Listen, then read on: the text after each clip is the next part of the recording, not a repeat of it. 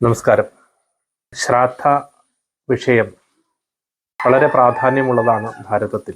പിതൃയജ്ഞം എന്നുള്ള യജ്ഞത്തിൻ്റെ മഹത്വം ഉൾക്കൊണ്ടുകൊണ്ട് അത് നിർവഹിക്കുമ്പോഴാണ് കുലം പവിത്രീകൃതമാകുന്നത്. ശ്രദ്ധയാ പിതൃൻ ഉദ്ദിശ്യ വിധിന ക്രിയതേ യത് കർമ്മ തത് ശ്രാദ്ധം എന്ന വിധിവാക്യമനുസരിച്ച് ശ്രദ്ധയോടുകൂടി പിതൃക്കളെ ഉദ്ദേശിച്ചുകൊണ്ട് വിധിയാവണ്ണം യാതൊന്നാണോ ചെയ്യുന്നത് അതിനെയാണ് ശ്രാദ്ധം എന്ന് പറയുന്നത്. ഈ ശ്രാദ്ധം ഭാരതീയ ഹൈന്ദവരായ നാം ഓരോരുത്തരും വളരെയധികം പ്രാധാന്യത്തോടുകൂടി അനുഷ്ഠിക്കേണ്ടതാണ്. യജ്ഞസ്തു തർപ്പണം എന്നാണ് പറയുന്നത്. പിതൃയജ്ഞം എന്ന് പറയുന്നത് ഈ പറയുന്ന ശ്രദ്ധയോടുകൂടി ചെയ്യുന്ന തർപ്പണമാണ്. പിതൃയജ്ഞം ചെയ്യാത്ത ദിവസം ഹിന്ദുവിനില്ല. ഓരോ ദിവസവും 3 നേരവും പ്രാതസ്സിലും മധ്യാഹ്നത്തിലും സായാഹ്നത്തിലും ദേവ ഋഷി പിതൃതർപ്പണങ്ങൾ ചെയ്യുന്നവരാണ് നാം. ഇനി ചില സാഹചര്യങ്ങൾ കൊണ്ട് എല്ലാവർക്കും അത് ചെയ്യാൻ സാധിക്കുന്നില്ല എങ്കിൽ മാസികമായോ വാർഷികമായോ നാം ശ്രാദ്ധം അനുഷ്ഠിക്കാറുണ്ട്. പിതരോ വാക്യമിച്ഛന്തി ഭാവമിച്ഛന്തി ദേവതാഹ. പിതൃക്കള് വാക്യമിച്ഛന്തി, വാക്യം എന്ന് പറയുമ്പോൾ സങ്കല്പ പുരസരം ചെയ്യുന്നതിനെയാണ് പിതൃക്കൾ ഇഷ്ടപ്പെടുന്നത്. നമുക്കറിയാം, അമാവാസി ശ്രാദ്ധം വരുന്ന സമയത്ത് പുരോഹിതന്മാർ പറഞ്ഞു തരുന്ന സങ്കല്പത്തിന് അനുസരിച്ചാണ് നമ്മൾ ശ്രാദ്ധം അനുഷ്ഠിക്കുന്നത്, നമ്മൾ കർമ്മം അനുഷ്ഠിക്കുന്നത്. അവിടെ ആ വാക്യം സാമാന്യത്തിൽ ലഘു സംസ്കൃതത്തിലാണ് ഉപയോഗിക്കുന്നത്. നമുക്കറിയാം, നമ്മളുടെ പുരോഹിതന്മാർ നമുക്ക് പിണ്ടമെടുത്ത് കയ്യിൽ പിടിച്ചതിന് ശേഷം അബ്രഹ്മണോയെ പിതൃവംശജാതാഹ മാതുസ്തത വംശഭവമതീയാഹ എന്നൊക്കെ പറഞ്ഞ് സങ്കല്പങ്ങൾ പറയുന്നുണ്ട്.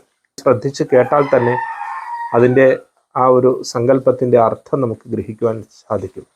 ആദ്യം പിണ്ടം വയ്ക്കുന്നത് പിതൃവംശത്തിലും മാതൃവംശത്തിലും പെട്ടവർക്കും എൻ്റെ ഈ 2 വംശത്തിൽപ്പെട്ടവർക്കും അതുപോലെ തന്നെ ദാസന്മാരായിട്ടുള്ളവർക്കും ഭൃത്യന്മാരായിട്ടുള്ളവർക്കും ആശ്രിതന്മാരായിട്ടുള്ളവർക്കും സേവകന്മാരായിട്ടുള്ളവർക്കും മിത്രങ്ങൾക്കും സഖിമാർക്കും ജന്തുക്കൾക്കും വൃക്ഷങ്ങൾക്കും നമ്മൾ കണ്ടവർക്കും നമ്മൾ സ്പർശിച്ചവർക്കും അല്ലെങ്കിൽ നമ്മളെ സ്പർശിച്ചവർക്കും നമുക്ക് ഉപകാരങ്ങൾ ചെയ്തവർക്കും ഈ ജന്മത്തിലും മുൻജന്മങ്ങളിലും ഇത്തരത്തിൽപ്പെട്ട എല്ലാവർക്കുമായിട്ട് നമ്മൾ പിണ്ടം സമർപ്പിക്കും.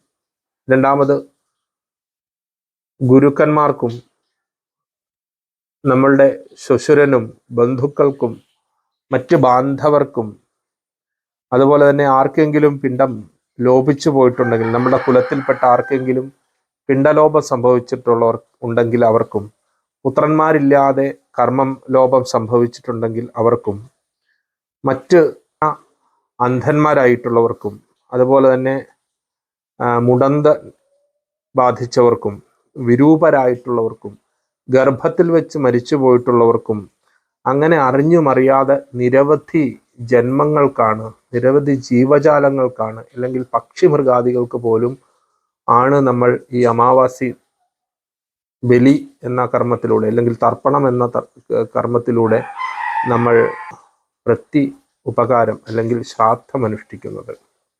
വളരെ ശ്രദ്ധേയമായത്, ലോകത്തിലെ സകല ചരാചരങ്ങൾക്കും വേണ്ടി ശ്രാദ്ധം അനുഷ്ഠിക്കുവാൻ, തർപ്പണം ചെയ്യുവാൻ മനുഷ്യൻ ബാധ്യസ്ഥനാണെന്നുള്ള ബോധം കൂടി ഇവിടെ ഈ ഒരു പിതൃയജ്ഞത്തിലൂടെ സംഭവിക്കുന്നുണ്ട്.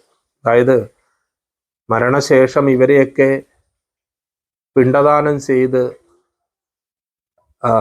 സ്മരിക്കേണ്ടവരാണ് മനുഷ്യരെന്ന് പറയുമ്പോൾ, ജീവിച്ചിരിക്കുമ്പോൾ തന്നെ ഇവരെ പരിപാലിക്കുവാനും ഉപദ്രവിക്കാതിരിക്കുവാനും നമ്മൾ ബാധ്യസ്ഥരാണ് എന്നുകൂടിയുള്ള സന്ദേശം ഈ പിതൃയജ്ഞത്തിലൂടെ, പിതൃതർപ്പണത്തിലൂടെ നമുക്ക് കൈവരും.